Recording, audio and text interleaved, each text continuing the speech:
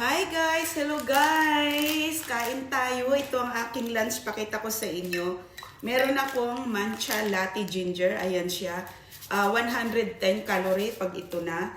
Tapos meron akong lemongrass, ginger at saka cinnamon. So hindi ko alam kung magkano, how much yung ano dito, no? Yung kanyang calorie.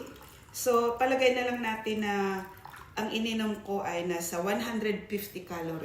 Estimate lang yan guys. Kasi hindi ko pa siya ni-research. So ngayon guys, pakita ko sa inyo ang aking pagkain. Lunchtime na kasi alas 12 na dito. So kaninang madaling araw nagluluto ako, di ba? So ito na yung niluto kong pagkain guys. Ito na yung gulay. Yung collard green. Kapag kumain ka nito guys, ilalabas niya rin naman to lahat mamaya. Tsaka yung kalahating isda. Ayan, kalahati. So, wala akong timbangan ngayon. So, hindi ko matansya kung ilang calorie na itong kakainin ko ngayon.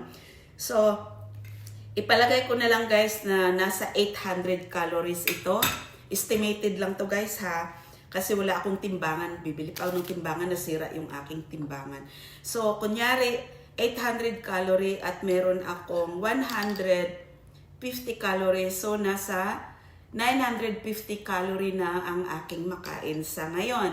So, meron pa akong natira na magkano? 900, 550. Pero, hanggang dyan lang yung calorie na kakainin ko, guys. Estimated ko lang yan nasa 1,500. So, mamaya, pag work ako, pag uwi, snacks na lang yun kung magkano yung calorie na kakainin ko.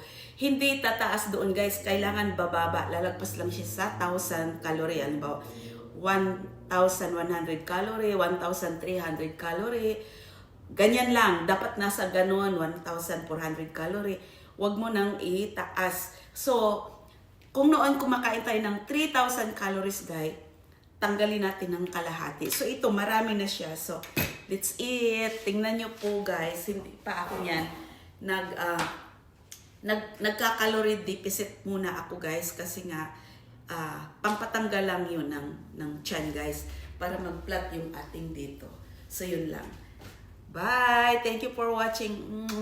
Bye!